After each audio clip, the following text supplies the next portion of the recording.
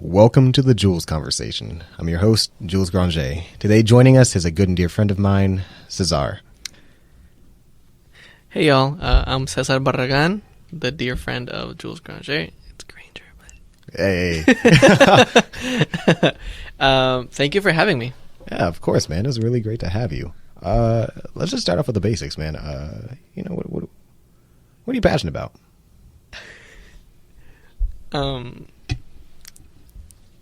Are we gonna... Yeah, okay, fine. I'll acknowledge it.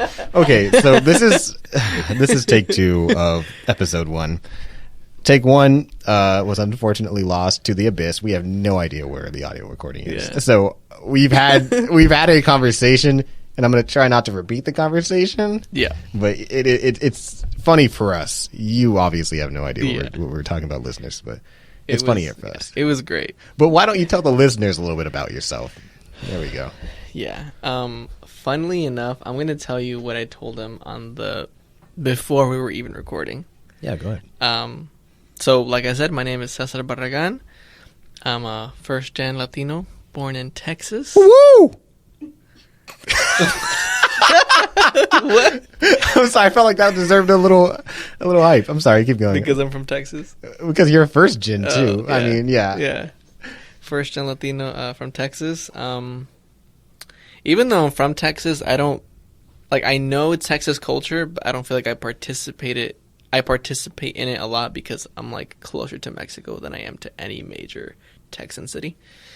But yeah, that's a little bit about me. I'm a poli-sci student here at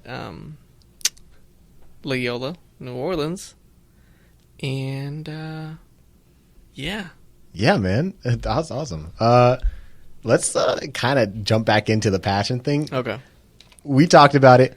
You're really passionate about poli-sci. Yeah, so I think when I ask people, like, are you studying, or like when I ask people, why are you studying this? It's one of two answers. It's I'm studying it out of interest, i.e. it really interests me, like I'm good at it. Maybe not I'm good at it, but it interests me, and I know it's an area of study that can keep me engaged and can keep me wanting to learn more. Or B, they just know it's like a field that has high marketability, and they can get a good job earning good money. What are some jobs like out of the poli-sci? And I asked that derogatory. Like, what jobs are you gonna get with that? I deserve it. Funnily enough, I was talking to my advisor here at Loyola, and she was like, "Yeah, I mean, I'm a poli-sci major, at least my undergrad, and now I'm doing something completely unrelated to poli-sci." Joel's laughing right now. If we lived in a utopia, I could get a job as in local government, most likely, to start off. I could be an advisor of some sorts to other, like, important figures, maybe CEOs. If I'm being really optimistic, maybe like a diplomat to like a U.S. diplomat in another country. I want to stop you there. Yeah, what's up? What is diplomacy? I think diplomacy has a lot to do with.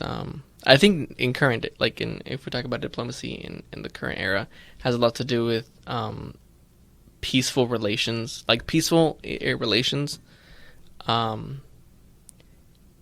kind of like a recognition of each other's sovereignty.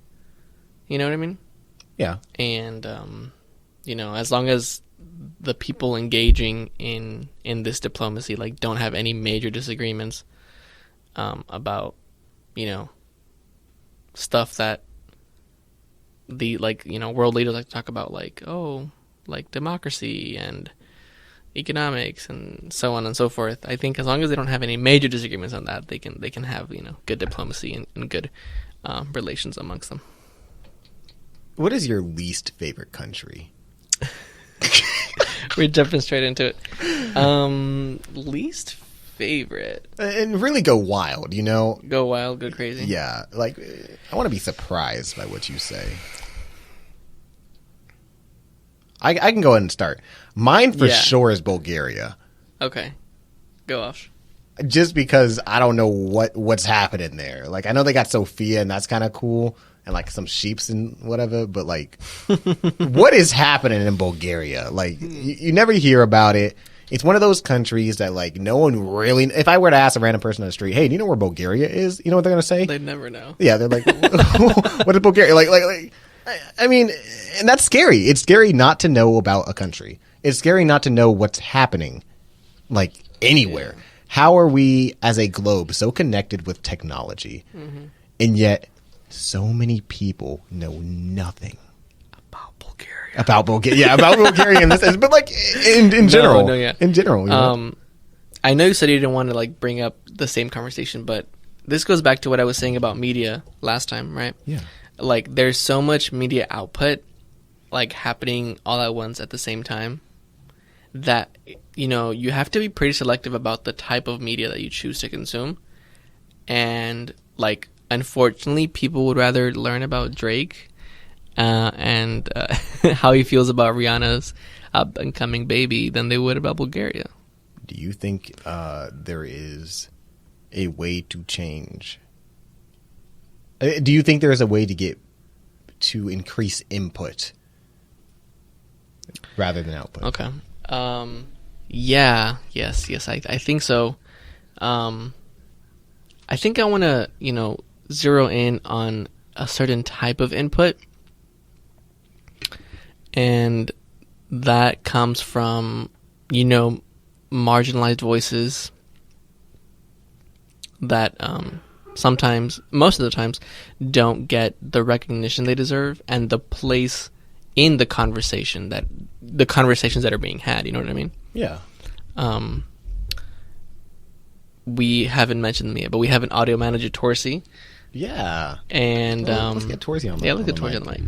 Yeah, with this very loud mic. Let's see. Man, what the fuck? Why do I get the loud mic? Hey, welcome to the podcast, Torsey. Welcome to the podcast. Howdy, listeners. Yeah, so I bring Torsey on because Torsey's friend. Oh my gosh. Oh my gosh. Yes.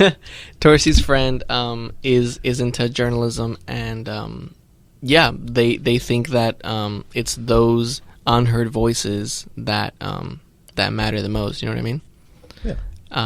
So if you ask me, you know, increase input, I think, you know, there's a conversation about what kind of input we need to zero in on, and my answer is, you know, the unheard voices, and specifically unheard voices when it comes to topics that are widely discussed.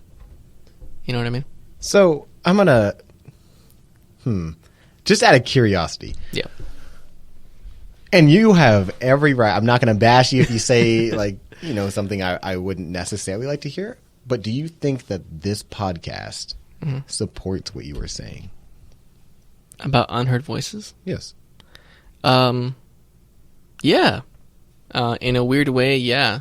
I think it's sometimes you don't, like, our friendship, you know, for instance, because it's like, I guess evolved to a certain point where I don't even like pay attention to it. Mm-hmm. But at the end of the day, like, for outside viewers who don't know us, we're two minorities from the South talking about, you know, like, current issues. Yeah. Or, like, you know, we can talk about current issues. Right. So I think that matters to some extent. You know what I mean? No, yeah, for sure. So, and I feel like I'm a little biased saying for sure, but no. I mean, that was my goal when establishing this podcast. You know, having an outlet that people can come to of any race, gender, whatever. Mm-hmm. People deserve to be heard. People deserve to right to be heard, no matter how outlandish they may sound. Because even the outlandish things, and this kind of goes back to what we talked about in the original, which God knows where that is. This goes back to what I said, which is every opinion has something behind it. And we can learn from every opinion, whether that be good or bad. It is not my job as a human being to censor something that someone else says, even if it's against my own beliefs. Because that's just, by doing that, we in turn kill creativity, and we kill confidence, and we kill I don't want to say a freedom of speech, but we do. Like, there are so many consequences to that. But it's also a dangerous thing. Yeah. How do you feel? You know, Alex Jones. Yeah, if I say Alex Jones, for example. The exact example we used last time was Alex Jones. Like, if we use a philosophy of, like, everyone deserves to be heard to some extent, you know, I'd probably rebuttal with, like, what about Alex Jones? Right. You know, like, that guy just had so many trash opinions that did they bring anything into the world besides memes? Yes, this conversation. This exact where you know, yeah, you're right. Like, think about it. Yeah. You just use Alex Jones as an example of what you believe should be censored. And though that kind of goes, it's about to go against exactly what I said. He said some like such outlandish things that what we learn from that is that's not good. And that doesn't limit people's creativity. That just makes them think before they speak, I think. I think that's the outtake from that. Yeah. Yeah. I think there is a balance to strike, you know?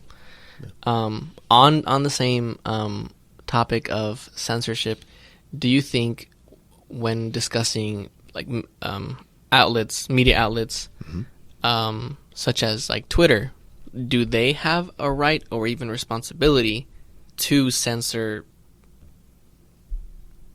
you know, like outlandish material? I really, really want to say they don't have the right. Okay. However, I think that because Twitter is a company, and I don't believe this for all companies, I believe that since Twitter is a company, they have the right to say some things just aren't going to be allowed on our platform. And while that does limit creativity, it also, we are using that as the outlet. So why not create your own outlet to do that? Yeah. And I hate to bring this up, but like Trump, for example. Yeah. Actually, that was the exact example I was going to use. I'm so glad. That needed to be stopped. Yeah. That was causing outrage. And by using Twitter as his outlet, he is in turn, Twitter is then basically no better than Trump is, if that makes sense. When it comes to them knowing that they are giving a platform to like a bigot. Yeah. Like, for example, if I have a guest on here and they say bigoted things, I'm not going to censor what they say, but I'm not going to upload it because I don't believe that that's what I want out there. I'm all for people expressing themselves. I'm all for a freedom of expression. It's my favorite freedom, even though, I mean, we can get into whether that's a freedom or not soon. But it is my job as the person who is in charge of this outlet to make sure that those who are listening don't become outraged. Those who are listening don't become offended under my knowledge. I don't publish something that I know would offend somebody. Like things like that. That's in my control. Yeah. And I could argue that does limit creativity, but I'd rather say it's more of a, this is my outlet. If they want to speak about that, I'd advise them to do it on theirs. Yeah. Yeah. I think when it comes to like, I'm not going to upload something or like put something out there that is going to, what was the word you use? Offend somebody or? Yeah, like offend somebody. Okay. Yeah. I think, again, we're both new to this like medium of publishing, you know, our own opinions. You know, yeah. I mean, everybody has done it when it comes to like classroom settings or like Twitter or Instagram, whatever. But when it comes to actually giving your like a nuanced opinion, like, you know, and you actually have the time to explain yourself. I mean, I think we've been recording for like less than 15 minutes and we've probably already said something that someone's going to criticize, you know, like an opinion of mine or yours that people are going to be like, no, I don't like that. And I think above, you know, I think I really admire your how would I put it? Your purpose of, like, the purpose of this podcast and your goal of trying to be inclusive in the kind of voices that you want on here. How that makes sense? No, yeah, thank you. Yeah. You know, and you're gonna bring somebody or people that have opinions that people don't agree with, but that's like that comes with their role in this greater society that we live in. You know what I mean? Yeah. So that's my take on it. Let's kind of you said something that I really liked. You're going to semi in quotes. You're going to bring someone on here who is going to have something to criticize. Do you believe criticism and do you think criticism is a bad thing? Good criticism is not a bad thing. I know myself. Pause. I know. Myself. There was a good period of my life where I didn't like any criticism, and it wasn't like I'd get mad. It was like, I know that there's flaws in this thing I'm creating. I just don't want to hear them yet. Yeah. And that halts growth, you know? But obviously everybody has experienced criticism that doesn't allow you to grow, or doesn't, you know, it doesn't give you the criticism you need to grow. And that's where that's where the term like constructive criticism comes from, right? You know, like you want criticism that helps you and your craft improve. I think I don't think there is anything else but constructive criticism. I don't believe in criticism that only puts people down, because at that point that's not criticism. What am I learning from it? You know? Like, for example, let's say you made, I don't know, you drew a picture. For me to walk up to you and say, this is the worst picture I've ever seen, that's technically criticism, sure. But what are you taking from that? Well, if you told me that, yeah, I would probably think you have something against me. Right. There's nothing that you can learn from that apart from like, oh, this guy, you know, he's just an a-hole, right? But for me to say, hey, I really like where you're going. You could work on blah, blah, blah and blah, blah, blah. Or I'm not the biggest fan, and that's not my, you know, that's just my opinion. That's my prerogative. That's my prerogative. But I think that you should try this. And then that's criticism. That's something that you can take something away from. I gave my opinion and some advice. It's not just this is trash. Stop. That's just that's not even what would you even call that, you know? Yeah. Insults. Yeah, it's just an insult at that point. Yeah. So I guess that's what I in my head define as constructive criticism. That second. And that first just being like, you know, unhelpful criticism or just insults. Do you think it's important that we keep those insults as not good criticism? Do you think it's good that we keep them as a form of, in quotes, criticism at all? I mean, hot take, I just don't think that they help, you know? I know, like, you know, especially our generation is like, some people needed to be bullied in high school. You know, I mean, yeah. But I know some people here that I'm like, I wish you were bullied in high school. You know? Yeah. Just the way they carry themselves. But if I was actually interested in fixing their flaws, I would probably offer actual criticism, not bullying. You know, if I was actually interested.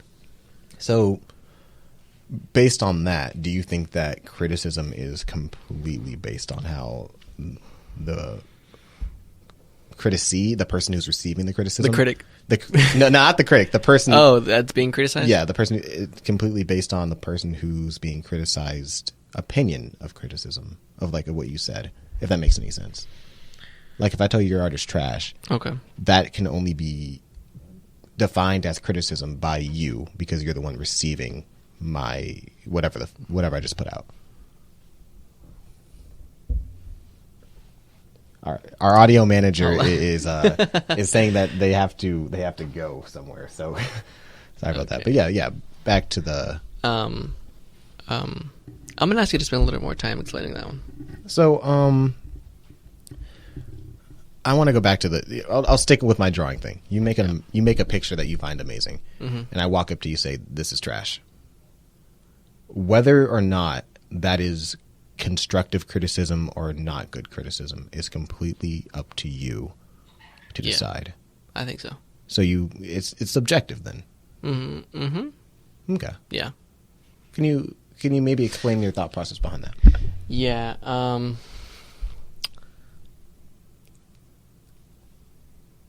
In my own experience with criticism, like it mostly came from teachers when they had to, like, I don't know, review my essay or something. Right. And in the moment, they would be like, "Oh, this sentence should, strike out this part of the sentence because this makes it more cohesive. I think the purpose of this other sentence could be made more clear if you include such and such." And in my head, I'm like, there's a reason why I wrote that. I wrote it like that, and you just can't see it how I am. And that was just me getting in my head and me being like a effing 16, 17-year-old. So in the moment, it was just like, oh, like you just don't see how I'm seeing it, Yeah. And I didn't take their criticism well or at all. But now that I've like grown and I have criticisms to give to other people, possibly, I'm like, I look back at the criticisms that were given to me and be like, yeah, that was legitimate constructive criticism, and I just didn't see it that way in the moment. I get you. You know Yeah, what I mean? no, yeah. So, you said something there. Teachers. Let's go on this. And I'm gonna say this. No hate on my English teacher, but English teachers. I do not. She was a very, very lovely woman. One of the greatest mentors of my life. Do you think? I believe English teachers are the worst critics, and I say that because English is such a subjective field.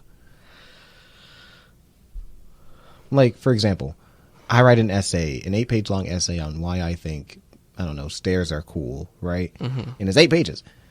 Yeah. It is not my English teacher's job to judge me based on what I wrote. It is her job to make sure, or his job, or their job, to make sure that I am following a good technique, that I have no logical fallacies if that's what they're looking for, that I stick to my thesis, But now I feel as if the majority of people who are teaching English completely base it off of like, oh, I don't like your subject matter.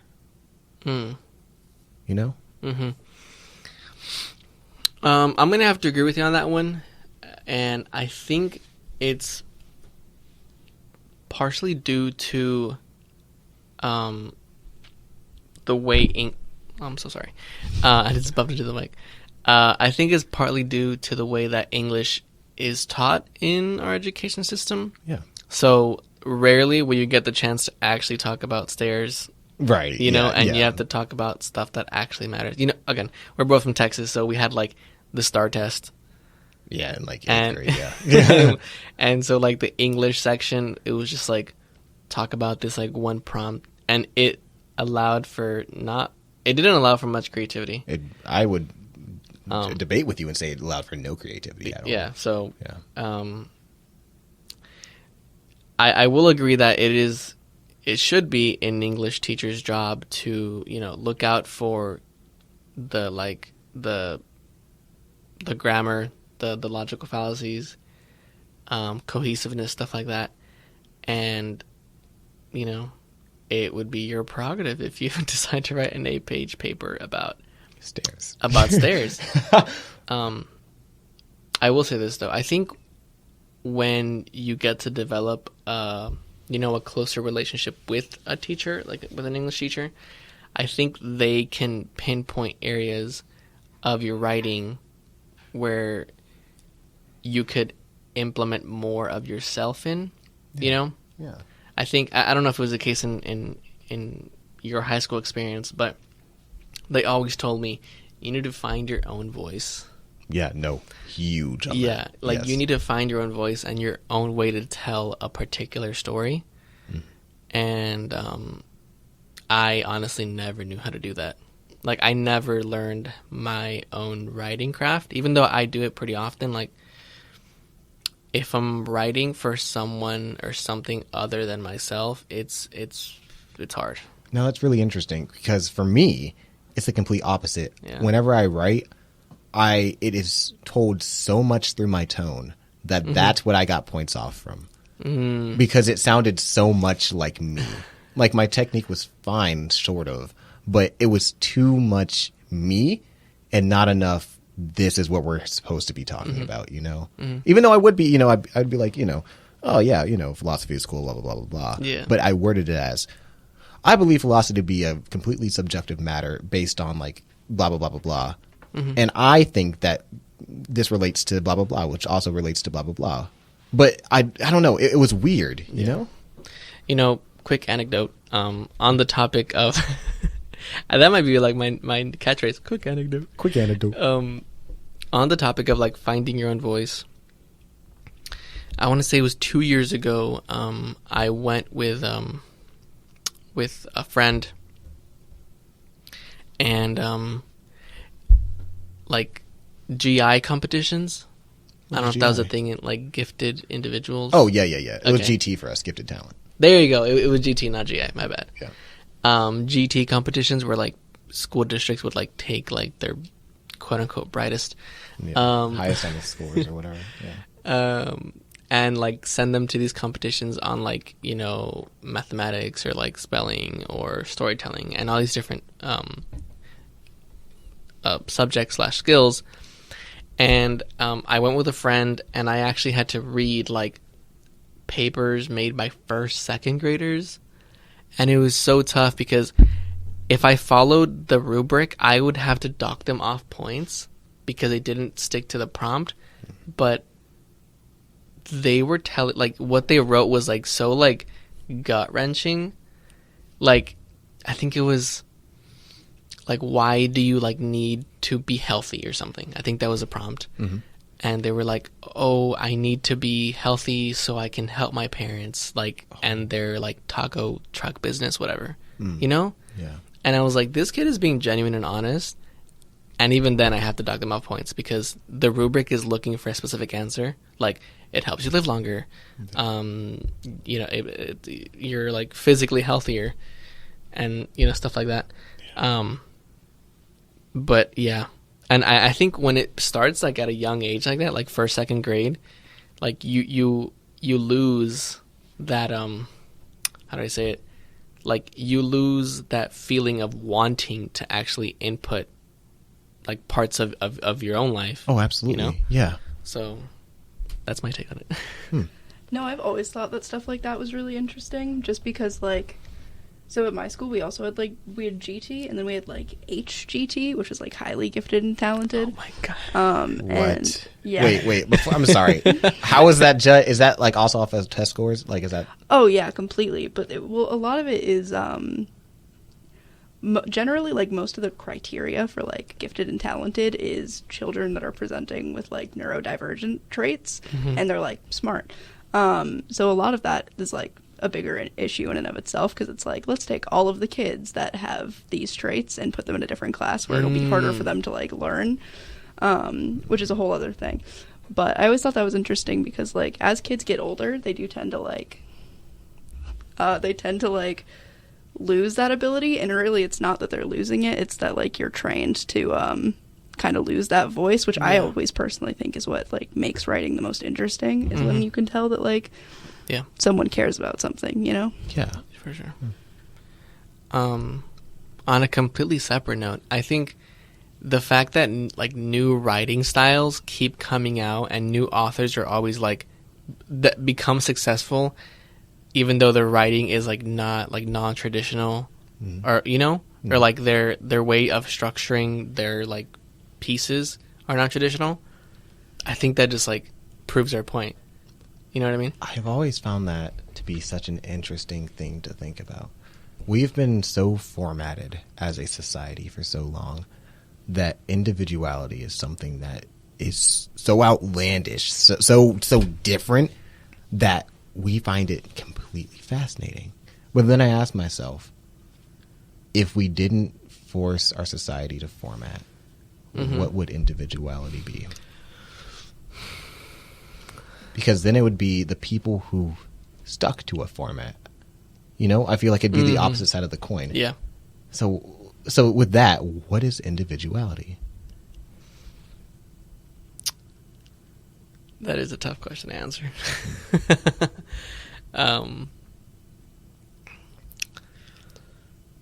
I think it's like, it's on par with like a question of like, what is the meaning of life? You know, like, what does it mean to be happy? It's completely subjective, you know? Yeah. Yeah. And completely off topic, but now that I mention it, I was, there's this book that I've been wanting to read for like ever. I have it in my possession, and I take it everywhere, not everywhere I go, but like, I moved around a lot as a kid, and I took it to like every house, every apartment, whatever. And I brought it with me to college, but I've never been able to get through it. It's called the Happiness Project. You know it? Really? Have you read it? Our audio manager is responding, by the way. I'm not. Yeah. Well, who's it by? Gretchen Rubin. Gretchen Rubin. Okay. I believe she was. She worked with she worked in the law system. I think she was a jury at some point, like in some lower level court. Oh, you poli-sci majors, you. No, but it was a really interesting perspective on how we think of happiness. And if there's anything that has stuck with me throughout the years that I've attempted to read it, is the opposite of happiness is not sad, it's unhappiness. I think we like to like think of like emotions in like a kind of binary way, you know? Yeah. I mean, like I've had moments like that where I'm like, if I'm not sad, I'm happy. If I'm not happy, I'm sad. But I think sad is like on a whole different scale than happiness, you know? Because you can be unhappy, but not sad. But I also think that we give a lot of weight to the term unhappy, you know? Like I'm unhappy with my life, but what does that mean? Dude. Yeah, no, that's I had a similar discussion recently. I just can't remember what it was, but I was like, wow, that's really crazy that you say that. It's crazy to know that thought is prevalent in our society, because I would have never, I don't know. There are just some things that like you think about and you're like, there's no way with how we are right now people are thinking about this. Yeah. And it brings a little hope. Yeah. You know? Sometimes I wonder if I've ever had an original thought. I love that. Okay, wait a minute. What is originality? I think originality is being ahead of the curve. Like doing things that others aren't willing to do to maybe get that edge and be original. Huh. Yeah. I'm gonna quote, I'm pretty sure it's Aristotle. If not, well, it sucks to be me. But Aristotle, in gist, he said that if you can think it, it exists somewhere in the universe. I think it was Aristotle. Yeah, I'm almost positive. Yeah. Because I could talk about it all the time. But with that, is anything then really original? I mean, in your definition, absolutely. But and I define originality as something that is spoken about by the masses, but hasn't been, I don't know. Like if I say something and then the masses speak about it, and it's never been public, like openly, largely talked about before. Yeah. You think that's so that's kind of where I got the thought from, right? I saw this like TikTok of like this dude like, oh, so like I do this, and it was like this super obscure niche thing, and I'm like, yeah, I've thought that same thing, but I thought I was like, no one ever thinks this, and I'm like, so if this guy thinks it and I think it, there's probably like a ton of other people that think it. So it wasn't an original thought in that case, even though I thought it was. Okay, wait. So you think about cheese with holes and I think about cheese with holes. Yeah. Which one of us is the original creator of that thought? Nobody. Neither of us. Why not? Because people before us have thought about Jesus. Let's assume. Well, we don't know that. We don't know that for a fact. We do know that. Let's assume. Let's assume something completely outlandish. Like we Okay. both are thinking about something completely abstract and outlandish that Okay. we've never seen publicly talked about before. Who Yeah. of us is original in this case? Because you and I have the same idea. Yeah. I honestly, it would come down to like semantics, like who thought it first. But how can you prove that? Okay, I get it now. Okay, Yeah. so okay, so you don't think it's like an idea is solidified as an idea until it's spoken? Yeah. Okay, I see it now. Because there are millions and millions of people who have probably had genius ideas, but they never said them. And so, for example, this could be true. Yeah. Who knows? Someone in the 1400s could have thought about a flying car. It could have been like a completely abstract dream, but that wasn't a widely talked about idea then. But now when someone, whoever it was who like kind of, I don't know, let's say the creator of the Jetsons, like massively, put out that idea. Yeah. Whose idea was it, Interestingly, this kind of goes back to what I was saying earlier about Loop back? throwback, about like unheard voices, because if your criteria for a thought that counts is the masses hearing it, then there have been people in in modern era who had a thought, but who had a thought? Yeah. Who had an idea, had a thought that mattered, but because of their place in society, like due to marginalization, some other person got to say it with a louder voice, and they're credited with like the original idea, if that makes sense. No, yeah. So, yeah, I think I can find a way to sneak politics into everything. No, I'm all for it, man. That's your luxury, man. I'm all for it. But yeah, that's fair. I had never thought of it like that. I thought originality originated with the thought, but if both people have it at the same time, Then who's original? yeah. And at that point does originality, if it continues being an abstract idea, and it's not spoken, does originality matter? I was just about to bring that up. Okay. So both you and I loudly speak in two different places in the world. Yeah. About, I don't know, a stick that can turn water into air.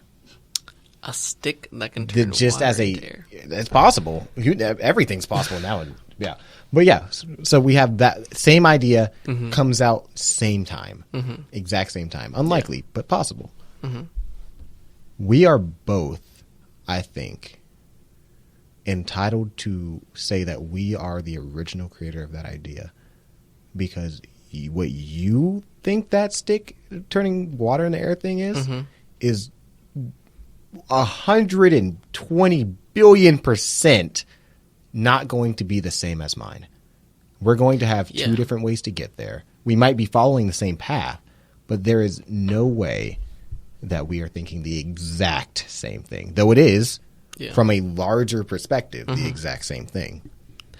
I mean, I would argue that that's not the same thought. Then we would be the original thinkers of two different thoughts. Yes, and I see where you're coming from here. So maybe let me put it this way. Two motorcycles that do the exact same thing from an objective point are the same. When you take a closer look, they are two very different things. That's sort of where I'm coming from. Like the piece of paper behind another piece of paper in a notebook. Okay. Same thing to us, right? Right. But they're obviously not. There's some difference, right? So is everything original? Oh.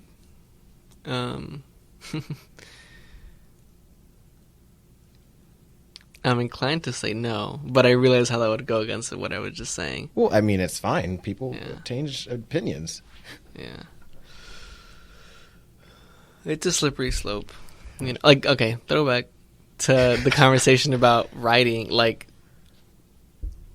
I'm sure you've experienced this, like where you read something or like you wrote something and you're like, this isn't original. Mm-hmm. Even though like obviously you wrote it with your own spin, you know, or like authors whose influences are very obvious, you know, Mm-hmm. and it's like, oh, like this isn't that original because they're obviously borrowing from, you know, Stephen King or whatever the heck. You know,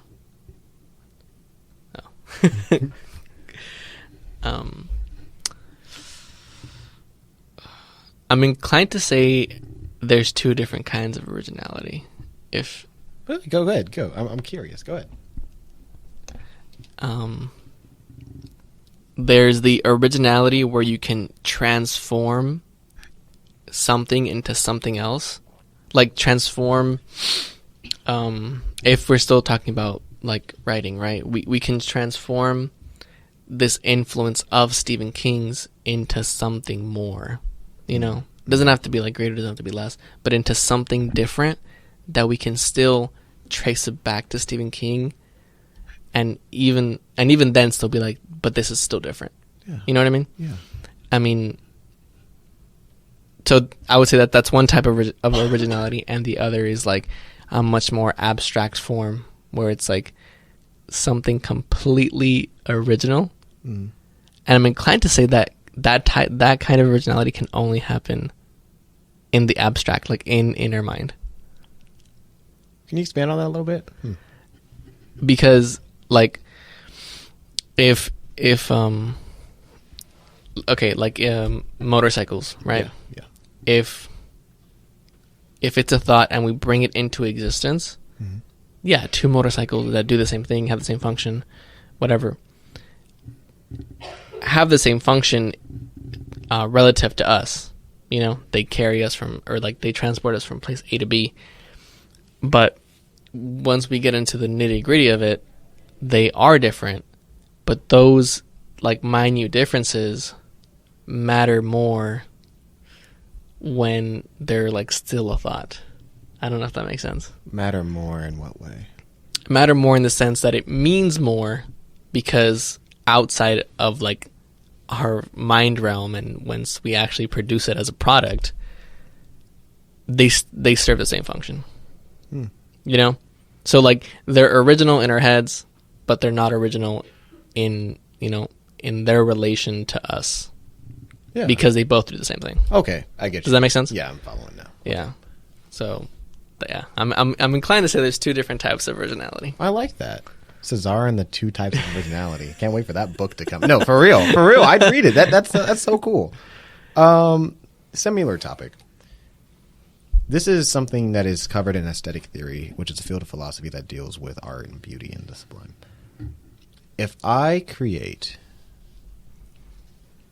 a picture or a painting right now, and someone else makes the same painting, which one is worth more?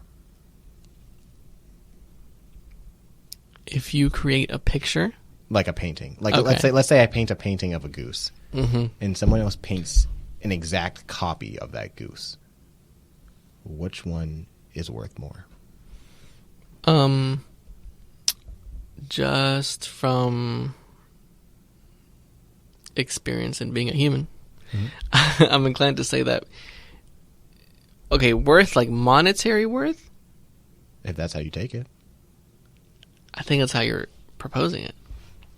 Sure. As Okay, well, I actually like, despite monetary worth, I think originality adds a factor, like a factor that's on a different level when it comes to worth. Okay. You know what I mean?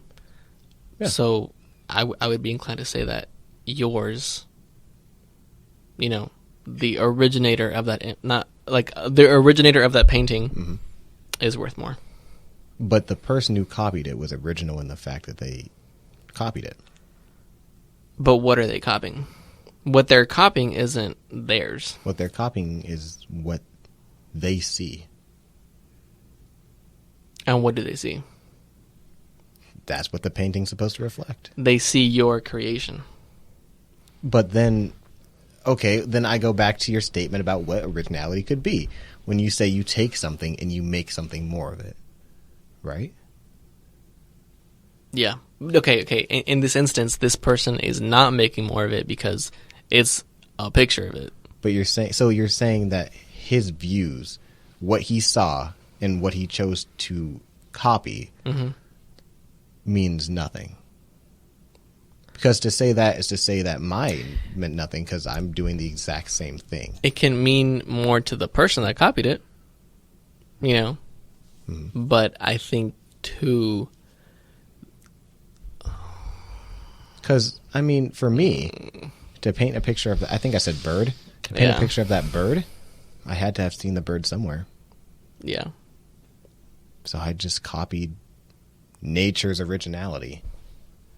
And he copied nature's originality, which is he copied what he saw. I would say he copied your copy of nature's originality. But him copying that is nature's originality. What's the difference between copying a picture and copying what I see outside? If you painted a picture, would you see a difference between that picture of nature and the nature you perceive with your eyes? Most likely. Okay, well then there is a difference. Sure. There is a difference between your painting and the picture of the painting. That's what I'm trying to get to, but it's not an actual, like difference. It's more of from the eyes of the objective. Mm-hmm. He saw something and made something of it. I saw something and made something of it. So who is really, who's really copying who? And who really is the original creative one here? Which one is worth more? Yeah. Audio manager coming in with a vaguely related point, I would say. But I think that art, no matter how it's produced, has some kind of meaning. Like, you can't make a painting and have it not have meaning, even if there wasn't an intended meaning behind you painting it. So whatever the emotion is that you painted is not the same emotion that he did, because you're two different people. That's what I was trying to get to. I'm so glad. Is that like artists can paint something without like an intention behind it. I do that all the time. Like, I'll just put stuff on a canvas, but at the end of the day, like, if I look at something that I painted 6 months ago, then I feel something when I look at that, even if I wasn't intending to make myself feel something, so I don't think art is inherently like more or less valuable just because, I mean, sure, it can be like based on originality, but at the end of the day, they're never going to be the exact same painting because two different people made it, and there's no way to capture the same emotion like that. I'm really glad that you said, wait, Cesar.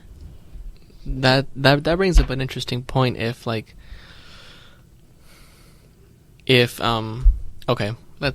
take two painters, right, who paint the exact same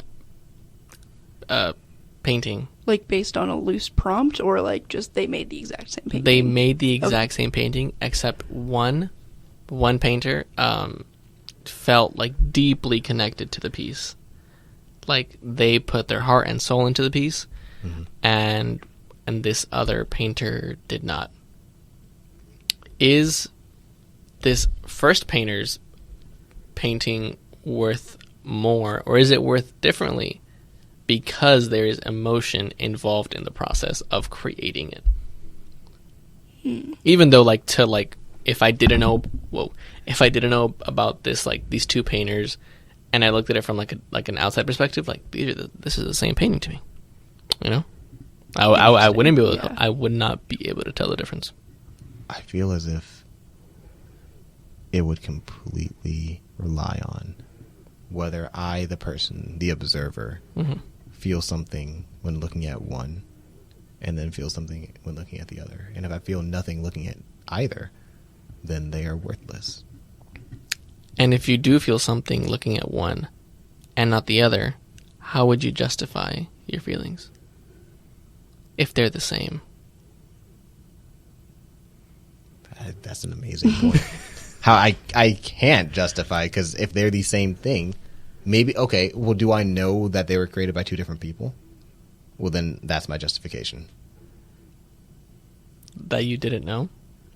Well, if I just see two pictures, I'd be like, wow, there's meaning in the fact that there is two of them here.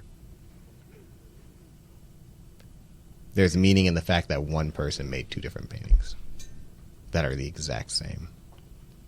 Yeah, I don't disagree with that, but I also think that humans want meaning, especially in art, because art is very unique to humans. Like, I don't think there's a way for us to look at something and not think, that means something, you know? So I think, yeah, if there's not a way to understand the defined meaning, you're going to make one up. Yeah. But also, like, art is so subjective, and Jules knows this, but my go-to every time art is discussed is Frida Kahlo, because she's my favorite artist. But, like, I feel her art very differently than she did, because she had different experiences than I did. So, like, yeah. I view her art as a white feminist, and, like, that's one thing. But that one was, like, had a really hard life as, like, a Mexican artist, and that's, like, a very different emotion that she was painting with than the background that I come at that with, and that's relevant to any art discussion ever. Hot take. And I hate doing this to, like, people who talk about people that mean a lot to them. No shame, because Frida Kahlo, she was she was half Mexican, half German, and coming from a community that was a vast majority Mexicans, to see that kind of representation in this artistic world was, like, huge, right? And especially when it comes from, like, a woman of color, right? And I was kind of blinded by the, like, in my own desire to, like, want representation for my community, I neglected other communities. So Frida Kahlo is very, very influential, but what people often don't look at is that she appropriated the indigenous communities, like the indigenous communities of Oaxaca, which is, like, northern Mexico. And even though she is, like, half Mexican, she is still half German, you know? And that gave her some privileges that maybe other indigenous women didn't have. Indigenous women didn't have. There you go. So I had to do it to you, Torsey. You're completely right. But I think, like, after people know the flaws of the people they admire, it can't, like, your admiration can grow a little fonder, because, you know, I think you come to learn that they're still human. Yeah. And they still have flaws. And not to pull a Cesar and bring politics in every conversation, but people, like, revere Franklin Delano Roosevelt as, like, our greatest president of all time when he had concentration camps, and, like, yeah, he did a lot of great things. But, like, I said that FDR was my favorite. Yeah, like, that's not, like, a small thing that you can ignore, but it's something that's, like, not frequently discussed with him. And I think it's a similar thing. Like, there's no way to argue that, like, what these people did wasn't important, but it's also important to discuss that no one is perfect, and that doesn't excuse it, but it makes them human, and it makes them a learning process. Wow, I think that's a fantastic point to kind of stop on. Yeah. No, so I want to thank you, Cesar, for being our first guest and our most lovely guest so far. It's been a pleasure to first and most lovely honorary first and title. Most lovely, also most hated, least lovely. by next episode, maybe. Yeah. But no, thank you so much for coming. It was a very amazing pleasure to have you here. Thank you so much for having me, and thank you all listening for listening. Yeah. I also want to give a huge thank you to our audio manager, who was so kind in the process of doing this, especially after losing the first recording. But so major thank you to her. And as Cesar said, thank you all for listening. That it really means a lot. If you'd like to support this podcast, consider subscribing, and consider subscribing, and give us a follow on Twitters for updates. All right. Thank you all so much, and I'll see you next time on the Jules Conversation.